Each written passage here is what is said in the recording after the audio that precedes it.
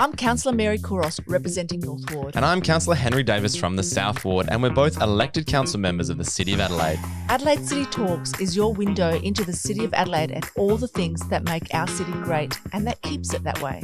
Now, we don't always agree on everything, And our views are our own. but we don't hold back or skirt around the big issues. Because this is our city. And it's your city. And there's a lot to talk about. So join us for Adelaide City Talks.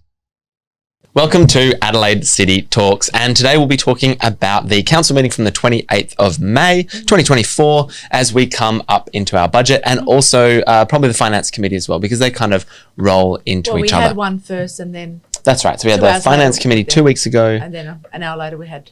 we had another special one, an emergency one. Yes. We did this last year, and last year they spent $40 million. And then this year, remember that with the Main Street things, and they came in with the thing half an hour before the actual motion. And this year we cut like $1 million. Yeah. So there's something completely wrong with our governance system. It's the decision-making process is just crazy. Completely awful. Yeah. But I mean, we're $39 million down, so that's fun. And how many more to go? 315 million to go. All right, let's jump into this is like a cuts budget. And look, I want to preface this by saying that the City of Adelaide needs to remove a lot of spending, a huge amount of spending. We can get into that later. Yeah. But the things that we've cut are the things that activate the city, and the things that drive people coming into the city. So the way that our rates work is very different from all the other councils. All the other councils, they say we want to earn $50 million a year, and that's how much money we need to cover our expenses. And so and then that is distributed amongst households based on the value of the property. So if property goes up by 30% or down by 30%, they still earn $50 million. It's not tied to the value. It's just how they spread it out. In the City of Adelaide, unfortunately, it's very different from that. What we do is we actually tie our rate income to the value of the rent income. So if rents go up, our income goes up. If rents go down, our income goes down. That's why activating the city is so important. Now, what percentage of our ratepayers are businesses? 80%. 80%. It's a pretty big percentage. So most of our revenue is coming from our businesses. Yes. So what do you think about the cuts to AIDA? Well, Henry, I think it's really sad that we are grappling at very small amount of money and attacking the AIDA budget. AIDA were created with a perspective to give the City of Adelaide advice and direction in order for economic activity within the City of Adelaide, because it's predominantly, as you said, such an important part of the city's income because of the rates, how they're calculated. So we have got a really great skill-based board. I mean, these people that have been on some amazing boards, and they have brought through their experience some great results for what they represented. So the fact that we've got them as board members, as an advisory, is fantastic. We should be taking advantage of that. We should be enabling AIDA to deliver what they need to deliver. We have our role to play as a council to make decisions for the broader community. Their focus for AIDA is for the economic activity within the City of Adelaide. So the fact that this council is going in and attacking their budget is sad. It's just a terrible way forward. So AIDA stands for... It's not a band like Enya. No. It's the... Adelaide Economic Development Agency. Right, and they're responsible for developing economic within the city, right? Yeah, and you've got to bear in mind, I think the Premier made advised that all local governments should be having an economic arm. We did this last term of council, so we did this ahead of what the Premier is saying is a great idea. So really the Premier's following you? No, I think it's because he recognised that we need to invest in economic activity in order to get that benefit back into our state, and we're looking at it in just our city. So the AIDA cut, so they cut $500,000 from the AIDA budget. They were looking at cutting it from some other things. No, they were cutting it from the strategic events program. They were cutting it from the Main Street precincts. They were cutting it from the business activation.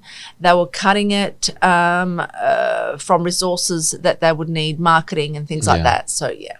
And so after COVID, my understanding is, and this is quite frustrating, because we were told by the administration that we understood that this was a program that was introduced last year, which was based on a business case to stimulate the city post-COVID. So no. So what they did is that they presented a case to the council to only one part of their budget to increase it by 500,000, which stimulates the obviously post-COVID, but also the fact that small businesses are having it tough. Yep.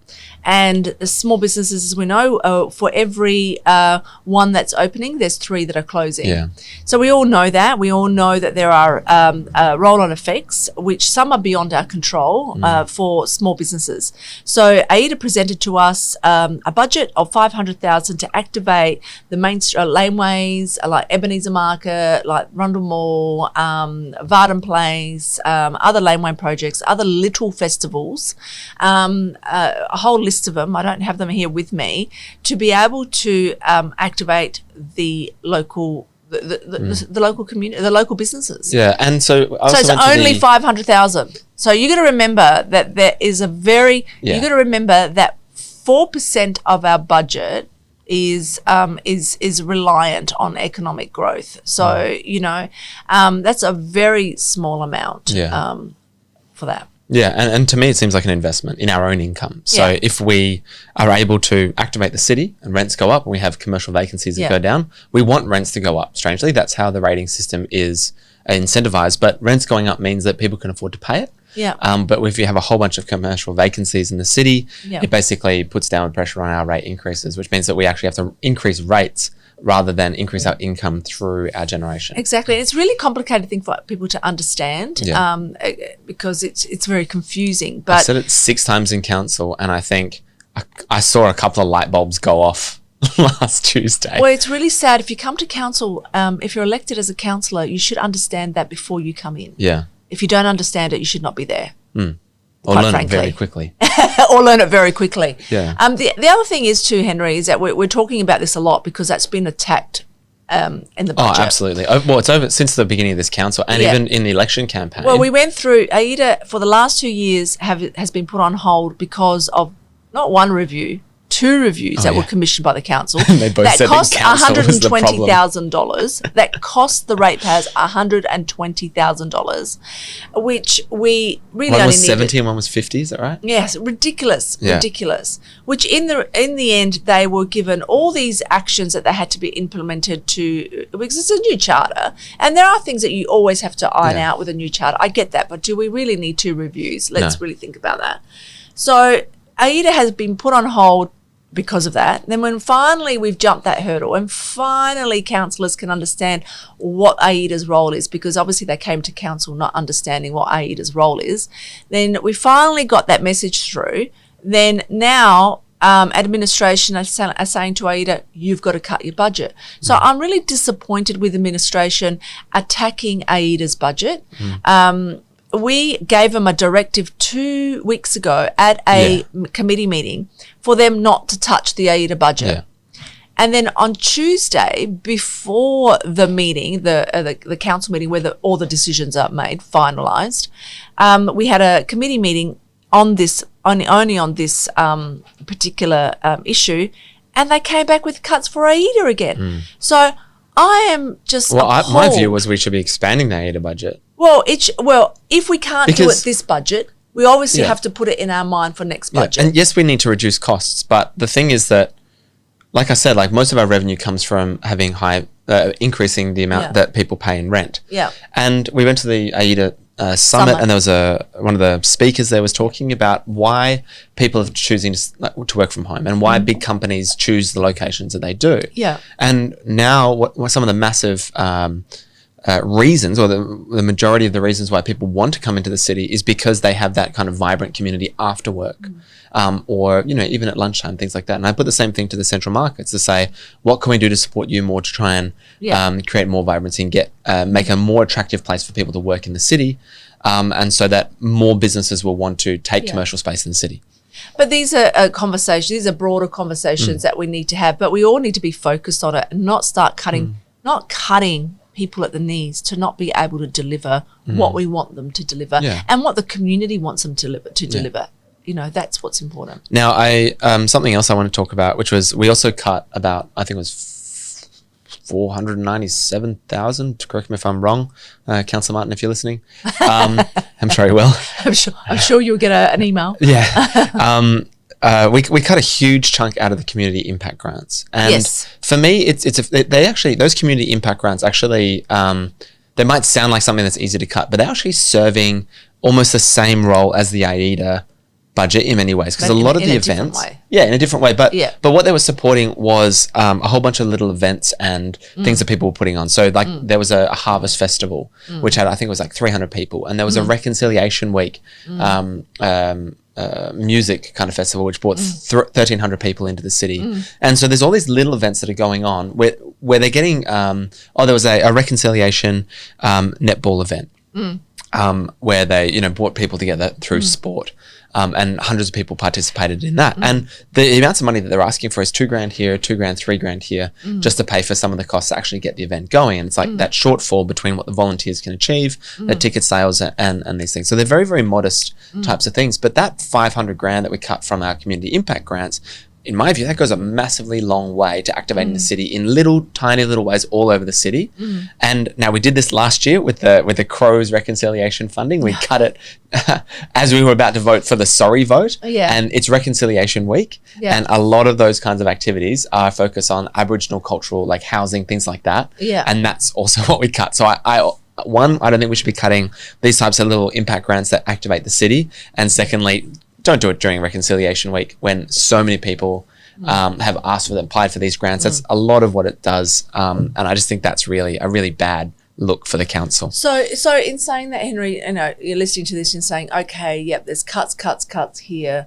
So the reason why these cuts have been brought forward is because the administration was given directive from the council, which I didn't vote for, and I don't think you did either, in which they asked them to reduce it to 5.9%, and them That's right. We're quibbling over 1%. So we're quibbling. Administration was saying 6.9. We said, we want to get down to 5.9. All this pain is because Councillor Martin put forward a motion to reduce it to 5.9%, but asked them to find $1.3 million worth of savings in one portfolio. Yeah. The events and sponsorship portfolio. I wonder why you targeted that. Yeah, only one, not across the board. Only on one section of the budget. Now, that is a very dangerous thing to do because it's like pick and choosing what you're going to cut. I think it's because it supports businesses. And I think the council, I think it, Armand, but it's got Simon, you and me. It impacted the community grants. Yeah. It impacted homelessness. But I think it impacted sustainability. It didn't just impact the one thing that he wanted. I don't think he thought that would happen. I thought what he primarily was targeting was AIDA. And I think that, yourself, Simon, Armand and I, we've all run businesses before and we've all had our own independent businesses. And so we know how important it is. And we talk to businesses. I think we look at the city through a different lens. And I think that people who haven't done that, which is the other 7, maybe Stephen Tritt has, but they're voting en bloc, and it seems to me like there's this mentality that businesses are an endless font of money that you can continually attack and that you don't have to support them. Sure. If that was I'm not saying that just say that's the direction they thought they were going in, but you just have to look at that section of the budget. And this is why I completely disagreed with that motion. Yeah.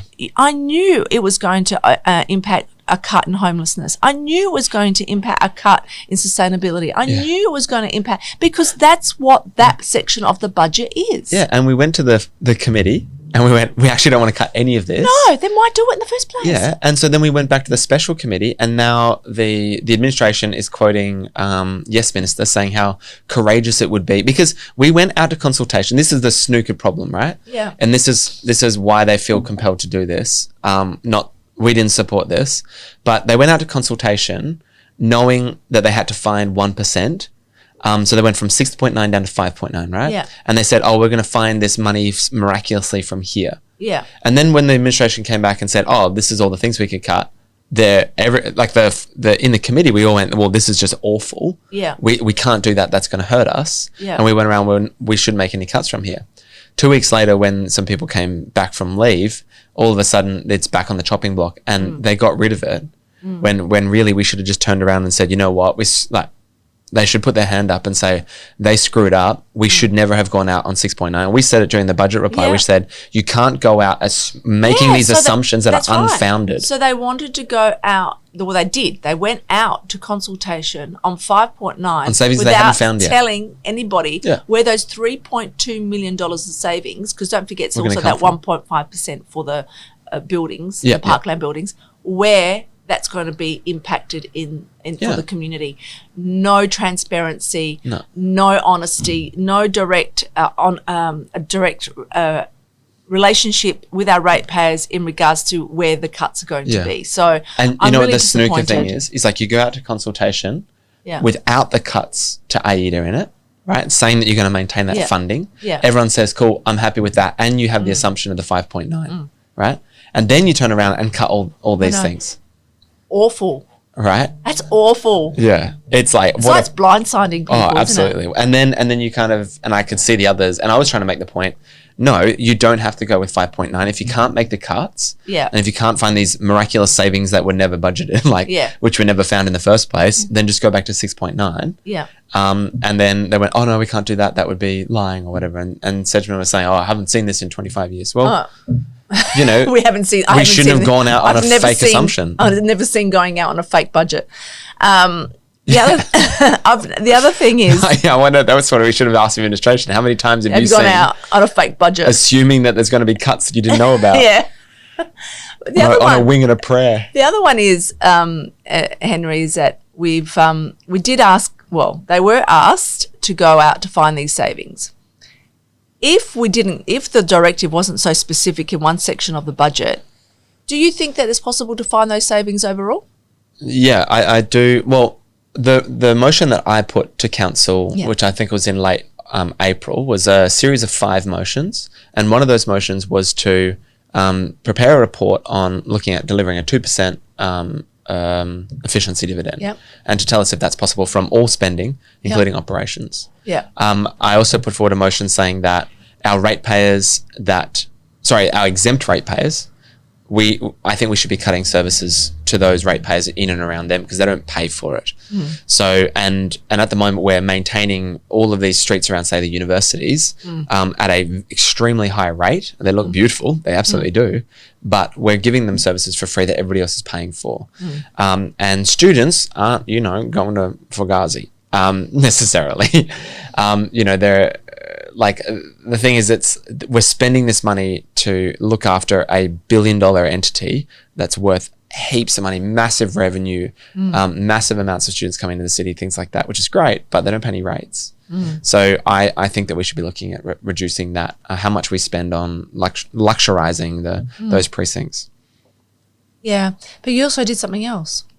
Oh, I also looked at preparing a long-term financial plan with zero debt in 10 years' time. So what I wanted the administration to tell us with zero borrowings. Yep. Right. Because you wanted them to produce a report with what that would look like if we assumed that we had zero debt in 10 years' time. Yeah. What is it that we need to do as a council to achieve that? Yeah, what assumptions would need to be there. Yeah. So, and I said in the motion that would include, operational savings. It would be potentially removing capital projects.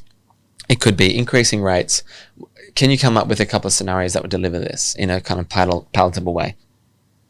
And it might be multiple scenarios. You might say, okay, what happens if we do it all through rate increases? Or what happens if we do it through all capital cuts? Then what do we lose? Okay, now can we make a compromise here? But there's things like the WEIR and stuff like that. It's $60 million. My view is that this is coming up in the next few years. If we're not going to raise rates right now, because we have to pay for it, right? It's not just going to be a one-time levy. If we're going to raise rates to pay for it, we need to do that now so that we spread the pain and so we get people used to it. And we save up the money and reduce the interest that we're paying on it. But if we're not going to do it, then we need to write to the state government right now saying we will pay for the demolition costs and we're going to demolish it as soon as we have a report saying it's unsafe. And then you know what? We're going to drain the torrents. And we need to make up our mind of what we're doing here. Either the state government pays for it or our ratepayers pay for it. Our ratepayers need to know now, this budget, not in 4 years' time with a massive rate hit. While I agree that we need to have those conversations. You're not even allowed to ask a question. we'll get to that one. But just in saying that if the directive is to reduce it to 5.9, and if the directive is for them to find the savings for us to be able to upgrade all sports facilities also on the parklands, that's $3.2 million worth of savings. They already found 1.3 million in operations, and there was a remainder that needs to be found. They already found some about 600 or something in other sections. I'm sorry, I have to say, I don't think administration have gone through their operations line by line. No. I reckon there's a lot of waste of money. I reckon there is a lot of areas, and I'm not including cutting back on services. That's the first thing administration say. Well, if you want to cut back on operations, that means we can't deliver our services. It's almost like they're putting you in a position where you are in fear of voting for something like that because you're going to reduce the services for the City of Adelaide. But you're talking about a council with a really big budget, with a really small population, a really small area. It's not a big council area. And you can't tell me that in that big building down on Kim William Road, they're unable to find operations, money in operations, or money that we waste in operating this city. So, I reckon there's a lot there, and I do not believe that this administration have gone through line by line in their operations budget, working out where they can cut that doesn't impact services. Yeah, and look, I've got one story, for example, that I had a complaint from a ratepayer. There was some loose pavers, and 6 council staff showed up. Yeah. Oh, I had one from a ratepayer. There was 6 pavers that were loose, and there's one council staff for each paver. And I had one. I had one from a ratepayer that they came and fixed something outside on the public realm, and they came on a Sunday. They contracted an external company to fix the item on a Sunday, which is, we know it's all triple the rates, right, on a Sunday, and they're looking at it and going, this is where my money's being wasted. Yeah. So can we stop doing things on a Sunday? Couldn't you fix that on a Monday? Yeah. And also things we're doing, right? The public toilets. You weren't there for that. No, apparently I had to declare a conflict because I've got a material conflict because my businesses, our family businesses are next door to this Varden lane. Yep.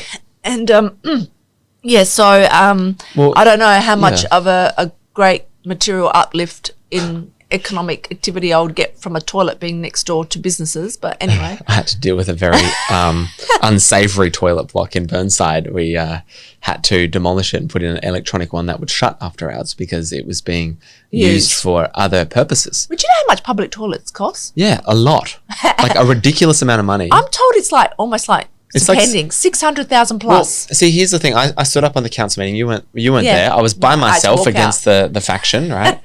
In the lion's den, trying to fight for my hat. No, trying to sit there and fight against these people. So they were all. I wanted to move a motion to remove a report on the public toilets because they were looking at getting a report on how to improve this space. And mind you, we're all looking for savings. Yeah. Now we're adding. Yeah, and I said, I'd like to remove the public toilet. And then I stood up and said, do you have a seconder? I said, well, I don't know. Is someone going to second it? And they were like, And I said to them, what? So no one in your little faction is going to second my motion? And so I'm like, fine. Well, I'll sit down then. And Mark Siebenschutz says, can you explain what he's on about? Why do you think Councillor Davis, has a problem with this motion? Why didn't he second it just for a public debate? Yeah. So the administration then said, no, we have no problem doing a report into the public toilets. We would do a community consultation. We would do a business case. We'll do some modelling. We'll find out where we could put the public toilet. We could find out how much the demand would be, what the different types of the requirement for the public toilet is. Now, I'm like, keep going. In my mind, I'm going cha-ching, cha-ching, cha-ching. It's just hours and hours and hours of work of which they could be, putting into doing other planning and renewal projects, right? Delivering on this really big infrastructure project that we have, projects that we have. And so then I stood up and I said, hey, you know that there's a public toilet like just over there, right? Like on the Connell Street. Not only that, there's a public toilet in North Adelaide Village. Yeah. There's a public toilet that's being built in 88 O'Connell. Yeah. I mean, on May 2025, there'll be a public toilet finished just right around the corner. Yeah. And And there's a public toilet in North Adelaide Village. Yeah, this is why you keep asking the council, how many complaints are we actually receiving in relation to these things that they say, I'm receiving complaints from my community. Oh, that one really got me. I knew that would get you. Yeah, in order to make... That's worth like 4 cups of coffee, that statement to Mary. A red flag to a ball. Well, it's kind of, look, bringing in emotion is really important. It's not just something that you go, oh, I've got an idea. I would like to, paint all our buildings pink. Let me see how much that would cost. Yeah, I had one person tell me that that's a good idea in the public. I had complaints. There wasn't enough pink in the city. Wasn't enough pink. And it's like, I'll bring it in as a motion, and I've got in the numbers, I'm going to have success in this. But have you thought about the implications of it all? And then it's like, okay, if this is actually what people want, if people are saying, I want all the buildings in the city of Adelaide painted pink, then I would like to know how many people. I mean, you must get a feedback because if it's a very important issue, administration will get that feedback. Any feedback that I get from the public, I actually forward that email to administration so they can see that it's actually a legit complaint or concern or something, not something that I had a conversation at a pub with. Because if your community consists of, I don't know, like Councillor Snape and Councillor Elliott, it's probably not a very good wide representation thing. But if there's 600 people writing into a, in a petition, 697 potentially, you don't then just abandon the 697. No, and I think the word community is quite a dangerous thing that politicians use. It is. To just say, oh, everyone just says it. And you know what you're doing, like Margaret Thatcher. Yeah. And they said, the journalist said to her, well, people are stopping me in the streets saying that you suck. And she's like, which people? Yeah. Which streets? What did they say? Yeah. Who said them? How many people? And then the journalist went, oh, well, it was clearly just made it up. Yeah, well, that's how I felt. Everyone's been standing up saying, oh, members of the community told me this and I've been asked for this. And I'm going, okay. So I asked the question to administration again, because I keep asking, have you received complaints on this issue? Yeah. Is this a concern for the community? How many complaints have you had? Oh, no, we'll take that on notice. Well, the motion has been before you for the past... You should know. Yeah. You are preparing a meeting for council. You prepare a report, which some miraculously every motion costs 4.5 hours of work, right? Then you should put that in there. Yeah. For me to understand the impact and how to vote. Because 2 complaints, that's complaints from the community. Is it? Well, and the same thing with happened Airbnb. And I asked the Lord Mayor, she's like, oh, I've been receiving complaints from the community about how unfair it was that Airbnb had charged. Like, from who? First of all, and how many? She's like, 2. Yeah. And I'm like, is it a formal complaint? Is it written? Is it talking about how much it impacts your It's getting out of control. Yeah. You know what also really has been annoying me is, and this is what we saw with the AIDA funding and everything, was it's kind of, and same thing with the long-term financial plan, it's, we'll do a review later though. Oh no, we'll cut your budget, but we're going to do a review. No, we'll look at it. We can always unwind it. That was what they did with the precinct groups. Yeah. Can I talk about that one a little bit? What is a precinct group? Precinct groups are a community-based group of people that have come together to help support the local community and the local businesses in their particular precinct. We have East End Association, we have the North Adelaide Precinct Group, we have the Goat Street Precinct Group, we have this Hutt Street one. Hutt Street, the traders, and also some community groups. There's a vast amount of them. That whole Adelaide City Talks. No. In our budget, that it's about 180,000, give or take.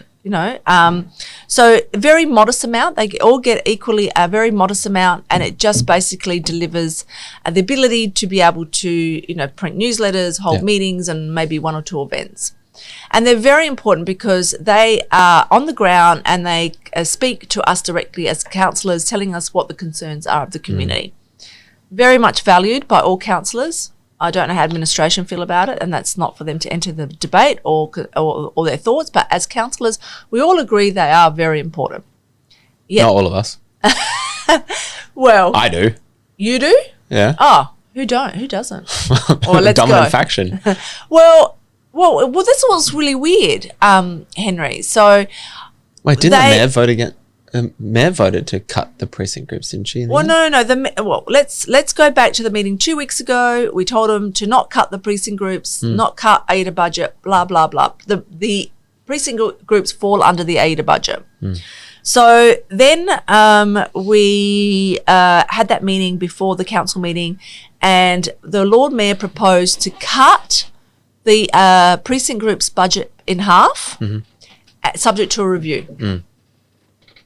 Now, subject to a review. Here we go. I love this, the review. Oh, because then they can go back and say, oh, no, we didn't. Yeah. Oh, no, it's subject to review. Yeah.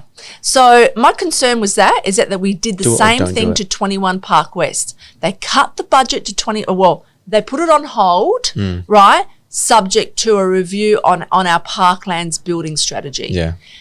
Now, I thought that would take about 3 to 4 months, maybe 6 tops. 12 months later, we still haven't finalised that. We're still going. And these poor people, that poor club has done so much work, and they're still waiting for our review and building costs our go up policy. Building costs going up, and they have been subject to this review and then this review. Yeah. Now we're going to go through and do a asset management plan for every single building on the parklands, and then rank them all. But not 21 Park West and 27B. That's finally. They finally have put that aside. So, but 12 months later, we still haven't resolved building costs just went up. Anyway, that's another subject. So this review business is really a red flag for me, and I went no. So, why would you want to have our precinct groups on edge? Why would you want them to think, oh, man, subject to review, we might lose our funding, we might get more, we might get less, we might not be there anymore. I don't know what this review will be. You know what I think it is? I think it's a strategy. You're threatening them with cutting their funding, and then say, you need to get on board with us, and otherwise we'll cut it. And if you're angry, then we'll cut it. Yeah. But if we don't cut it, you can be thankful. Yeah. I don't know if that could be a way of looking at it, but for me, I think it's a threat. I think it's a threat to them saying, do what we want and don't make too much fuss, otherwise we'll cut your funding. Well, that's why I amended that motion for it to reinstate their budget in full for the financial year. And then if we're doing a review anyway, then let's just do the review, and if anything changes, it changes. Yeah. So with that reinstated, I put in an amendment to reinstate the $500,000 for the business activation, and the feel of the room, as everyone spoke to it, didn't look like they were going to support it, right? So, and they didn't. They voted against it. But when we went into the council meeting, just an hour later, the item came up. Oh yeah. They amended it to my motion. Oh yeah. I thought it was Carmel Noon's motion. Oh, let's not go there. Sorry, that's the second Red Bull. Let's not go there. Someone lives in their own world. See, look, world. Don't just say I just, antagonize everyone else. I also antagonize Mary sometimes. Yeah. But anyway, it's just really. I don't agree with the whole review thing. Amongst all of that, Henry, how are you feeling? So extremely frustrated, and I'm sick of it. And you know what? I only have one action left in council. There's only one thing I can do, which is just leave. That's the only thing I can do. So I rocked up to the finance committee 2 weeks ago now, and I said to them, in our long-term financial plan, we have gone from about, in a period of 7 months or so, from late last year, from $208 million in borrowing to $315 million in borrowings in our long-term financial plan in 10 years. Now, that also stems through every single year as well. So the borrowing has increased all along the way. And I said, what's the difference? And then the acting CEO said, no, Henry, you can't ask it in this motion. You're not allowed to. Ask it in the next item. I went, okay, sure, I'll ask it then. Turns out, no, it was that item. It was 7.1 where that report in the financial, long-term financial plan, a draft, was actually presented to council.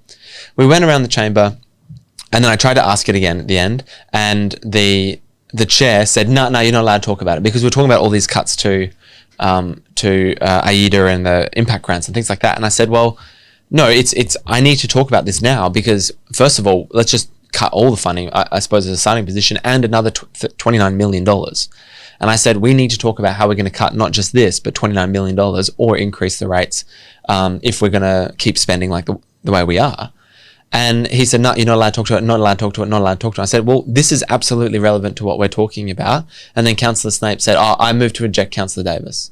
And so I stood up and I said, you know what? You have it. Like, if you want to kick me out of council for asking a question about how our borrowings are increasing, and if you can't tell me why it is, then I'll just leave you to it. And the crappy answer that they're giving me is, you know what? Oh, it's still subject to review.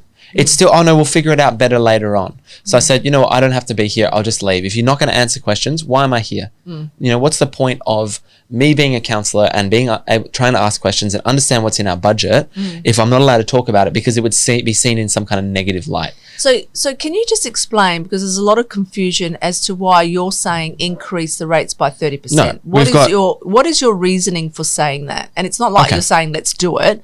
There's a reason. Can you explain that? It's actually not really my choice, right? We've got two options. Three options. We either find new revenue sources. That's pretty hard for a council to do. We either cut our spending or we raise our rates. We have three levers that we can pull. Now, if we're saying we're going to increase your rates by 10% and the city is going to look like the Emerald City from the Wizard of Oz, and this is all the benefit you're going to get, and it's going to be amazing, and we're going to put like a roller coaster over the whole city for this. Do you want to do that, residents? Do you want to do that, ratepayers? And they can then decide yes or no. That's the whole point of the consultation. So the plan is to spend all this money on major street upgrades, and we're going to increase the asset renewal program or whatever that is, because costs have gone up. And we're going to do X, Y, Z and all these great things about, environment and all this. So they've spent a lot of money. In order to pay for that, it's going to cost you money. When we spend money, someone has to pay for it. And that's the point of going out to consultation on it. And that's the point of having a balanced budget over the forward estimates, is you can go to the community and say, this is actually going to cost you 15% rate increase or 30% rate increase. And I want to be open and transparent with the community. Now, they might come back and say, you know what, Henry, we are happy for 30% increase. I doubt it. No. Or they might say, you know what, we can't afford this right now. We understand what you're trying to achieve, but we can only afford a 10% increase or a 5% increase, or actually we need you to stop increasing altogether because we're really suffering. And we go, that's fine. But on the other side of that, we're not going to do this. We're not going to do this. We're not going to do that. We're not going to do this. And so it's a discussion with the community. And that's what they're missing as part of all this. So the issue that I have, right, and this is getting worse and worse. So in the next financial year, we're going to spend $53.6 million. The year after, $100 million. So next year, we're going to be spending 1/3 of our maximum borrowing. The year after that, 2/3 of our maximum borrowing. And the year after that, we're okay. But the year after that, we actually hit basically our prudential borrowing limit. So in 2028, we cannot borrow any more money. And you can see there's a little graph here that is on page 55 of the report, and it's green lights on one side, which is saying everything's good, and then red lights all on the other side. And that's what it looks like, right? Show it to the camera. Oh, can I? Yeah. So this is, can you see that? Mr. Guy who's running the camera. Red. So there's green on one side and red on the other side. Yeah. And that happens at 2028. Now, the decisions that we're making today impact this. So our major street upgrades, we're spending a lot of money doing business cases and business plans and detailed designs for all these things, and that's in our budget. We're spending a lot of money on that. We've doubled up. Yeah. We already had done Harney Street, we did it again. We already done Hutt Street, we did it again. We already done O'Connell Street, we did it again. But if we already can't, had done it. Yeah, but the bigger for me, the thing is that if we can't afford to do it, don't spend the money to do the detailed design. Don't waste the money. But don't you need the detailed design though, Henry? No, they can have like a general estimate. Like, we knew that the major street upgrades were going to cost $140 million. They cut that budget down to $40 million. Oh, no, it was 140, but we didn't take into account the renewals of it, because there was a portion of it would have been renewals anyway. Yeah. But anyway, that's by and by. Yeah. But like Hutt Street, for example, it was going to be $40 million worth of spending. Yeah. And the renewals is like at the timing of when you do the renewals as well. Right. That's when you crystallize the actual renewal budget. That's right. And so Hutt Street was meant to be $40 million. Now it's cut to $10 million. Yeah. And so why are we doing... No, they're still going to put the renewals on that though. It's... Well, but I don't know how much. Yeah, it's like let's talk about Harney Street, right? Yeah. So Harney Street, they're saying that they're going to spend, what, $12 million, $15 million? I think it's 12.5. Yeah, 12.5, right? But they're actually pulling $15 million out of renewals. Yeah, and So it's costing exactly what we were going to be doing, what the concept plan that we did last time of council, right at the end after COVID, which we didn't get a chance to put in the budget because we agreed to wait for the next council to make the decision. well, and that's the point about this renewal budget is Still costing the same. yeah, but that's the point about the renewal budget. Is it really renewals, or is it bringing forward spending on things that we need to renew at some point? No. But it's not maintenance. Like rebuilding Hindley Street, that whole expenditure of $30 million for total for the project, that's $30 million we have to pay for. And it's not just normal renewals, it's a whole brand new revamp. It's not just touching up the edges of the gutters. So 12 million will be the whole new money, but then you've got in the renewals the remainder of the budget. Let's just talk about this. Hindley Street on an isolated way was due for renewals. Yeah. Right? It was due for an upgrade. Hutt Street is due for an upgrade. O'Connell Street is due for an upgrade. Guja Street, it's a little bit early, but I think we're just, because of the Central Market Arcade development, it's timely. Wait till after it happens. Yeah. So I think it will just all tie in together. But yeah, they were all due. But there's a big difference between, like, you go down Hindley Street, what we're talking about potentially is replacing every single paver.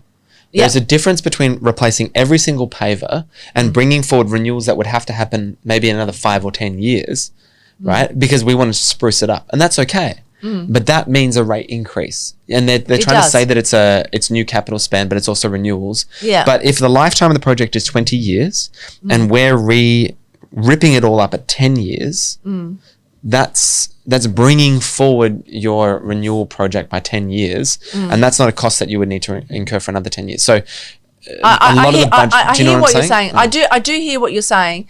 Or I struggle to explain, like, it's I've got to think about it in like it's really complex, Yeah. to wrap your head around it. Yeah. And when you speak to members of the community, they look at you and they go, huh? Like, because we live, eat and breathe it. We talk about it all the time. Every week we ask the questions and but when you're just listening to this, it's really overwhelming. But at the end of the day, these streets need to be coming at costly. But we need to be honest with them about how much it's going to cost. And we have all other infrastructure projects that are coming up that are costly. The city is old in parts, right? And the weir and the bridge. And we haven't even talked about Kim William Road, to be really honest. Oh, no, I thought that just got put in the budget because the Lord Mayor mentioned $33 million needed to be spent. Well, I don't know whether renewals... like that, it just got dropped in the budget. I've got a list of somewhere where that is due. But I saw red on that. The Lord Mayor mentions, King William Road needs an upgrade. All of a sudden, it's number one priority and $33 million committed in the budget. I said, where the hell did that come from? I know, right? And they're, but the Lord Mayor told us. She's a member like anybody else. Yeah. It's just, So, at the end of the day... Oh, sorry. Yeah, can we talk quickly about like Tuesday as well with the quorum? Oh. So you were out of the room. Yes. Right? You were out of the room and you had a conflict. There was 7 of us in the whole chamber. Yeah. Quorum is half plus 1, so we needed 7 there, right? So I'm sitting there on my phone. I need to send a text message, and the Lord Mayor says, Councillor Davis, you need to get off your phone. I went, okay, no worries. I'll get off my phone. So I stood up and left the chamber. Then the governor turns over to the Lord Mayor and says, we don't have quorum anymore. So quorum's gone. And so then they all went, what? Councillor Davis left. How outrageous. And David Elliott screams out, he's such a petulant child. And I hear Carmel Noon from outside the door going, how childish. I'm sitting there. You're out there too, wandering around. I'm trying to finish my text message. And I'm like hearing all this like vitriol and venom get spat at me from the chamber because the Lord Mayor said, don't text anyone. So I said, fine, I won't interrupt the meeting. I'll leave so I can finish my text message. Now they're angry at me for leaving. And then they're like, you need to come back in there. So I'm getting all this venom spat at me while I'm out of the door, doing what I thought was the right thing to do. Just leave the chamber while I need to finish my thing. If you're so aggrieved by me sending a quick text. And then, so I walk back and they're like, please don't leave, please. And I'm like, I'm just going to leave. Like, if you're just going to spit venom at me. And I said to the Lord Mayor, I went up to her and I said, are you going to ask Councillor Elliott to apologise? Because he's screaming venom, like spitting venom at me during the chamber. And she says, I didn't hear it. I went, okay, so I'll just leave then. Like, it's not a safe workplace to be in if someone's going to spit. I don't have to be there and just cop abuse from Labor staffers, right? So I went back into the chamber and I went to my microphone and I said to the Lord Mayor, you were elected on the premise of bringing peace and order back to the chamber. You've got members who are spitting venom at each other across the council chamber. Councillor Elliott was throwing insults at me. Are you going to ask him to apologise? And then she said, no. I didn't hear it. And then I said to Councillor Elliott, are you going to apologise to me? He said, no. And so I went, cool. Well, I'm going to leave because this is not a safe place. This is not a safe workplace. I don't actually have to be here and just have insults chucked at me. And so I left. Oh, God, they were nuts. And then that item wasn't heard? Yeah, and then the item gets pushed to the next thing. Yeah. So it's, I was so annoyed because we had a deputation about earlier in the night. I think she was a nun, and she talked about a whole bunch of values about how people should be working together, how every single person in the city, whether they're homeless or they're a massive business owner, can contribute to the city, right? And I sat there and said, I would love it if you came and did some training with us and maybe spoke to us longer. And she finished her time to speak and I'm like, keep going, because she talked about that everyone has a contribution to make. And I feel like I can't make my contribution, which is I'm a tax lawyer. I run financial plans and like deal with people, tax businesses that are struggling, that need to improve their budgets, to make cuts, things like that, structuring, all that type of stuff. That's my expertise. That's what I can bring to the city, is about financial benefit, right? Fair. And they don't want to listen to that. And it's just such a waste as far as I can see. Fair. Let me have my 3 minutes and then I'll sit down. But even at the start, when I wanted to mention page 55, do you remember that whole rigmarole? Yeah. At the start of the thing, I said to the Lord Mayor, we got to item 7.1, which is the same one where the CEO said I wasn't talking to the motion. I said, is page 55 in item 7.1? And then they had a bit of a scrounge around. They said, yes, page 55 is in item 7.1. So I got up and said, members, I'd like you to turn to page 55 of item 7.1, and I'd like you to look at that graph. And the Lord Mayor immediately, I had 15 seconds in, she's interjecting over the top of me saying, you have to talk to the motion, you have to talk to the motion, you have to talk to the motion. I'm like, I'm in the motion. This is the report that we're looking to approve. You just told me page 55 was in this report. Now you're telling me that I'm not talking to the motion. And we sat there for about 30 seconds saying, can I please just talk to the motion? And like, nah, they want to shut down anything kind of negative. And I think it's because of the possible by-election that's coming up. And I think that they're running an election budget and they're not being honest. And I'm going to call them out on that. Just on that note. Let's end on that note. Sure. Possible by-election. Yeah.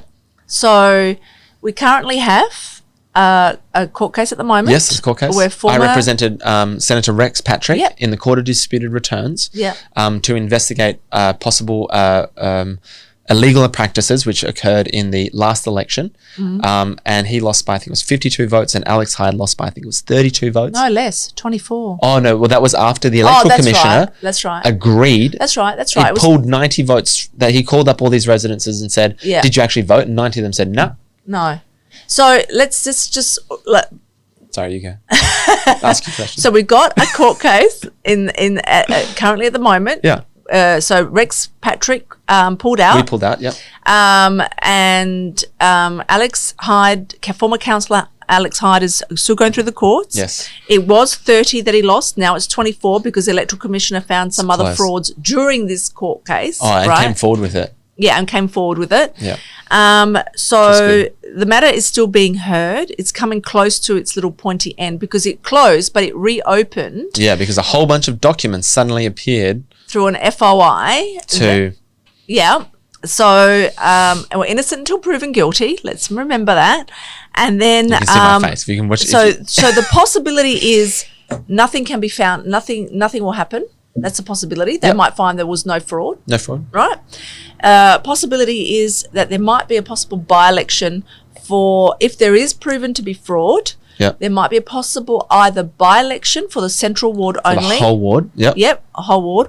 Or it means that the person that is subject to the fraud has to step down and the next person steps up, which could be former councillor Hyde. Yeah. So those are the three things that could possibly happen. So my view is that there's kind of two scenarios. Either like, Jing Lee is the one that's involved in the court case as well. He's the one that's accused of being involved in it, right? That's just the truth of it. Alex Hyde is saying that, you know, from what it seems to me, is it's either he did it or he didn't, or other people assisted or they didn't, or they did it on his behalf, right? And that's what benefited him. Now, the question is, let's just say he wasn't involved at all, but other people committed a fraud on his behalf or for his benefit. Is it fair then that he gets kicked out because other people committed a fraud for him, or should the whole thing be able to rerun? So all the votes that kind of were, if they were subject to illegal practices. Yeah, but if those votes it no can longer be proven that he gave the directive for these people to do those practices, sure, but then he's a party to it. Sure. If there's no directive from that way, then that's for the judge to determine. Yeah, let's just say they can't prove a directive from him to them. Yeah. But illegal practices occurred that distorted and messed up. Well, then those people should be reprimanded as well. Then. Sure, but then what happens with the election? So my view is that, you know, you can't just... He could well have been elected and these illegal practices happened anyway. So how do you know? So that's why I think you need to rerun the entire... Oh, right. Central, that's what I'm trying to get at, is that you need to rerun the entire central ward election, because otherwise you can't just pull one person out because they may have benefited from it. Well, there were also... Because preferences have a role to play as well. Councillors that were elected, they were on his ticket, weren't they? But also, all the people that legitimately voted for him, say if somebody committed, stole a whole bunch of ballots, but say 1,000, right? In person A did something wrong. 500 of the votes were legitimate and 500 were illegitimate. Well, those people who, if you just pull him out of the election, person A out of the election, then the 500 votes who legitimately voted for them have lost their say-so.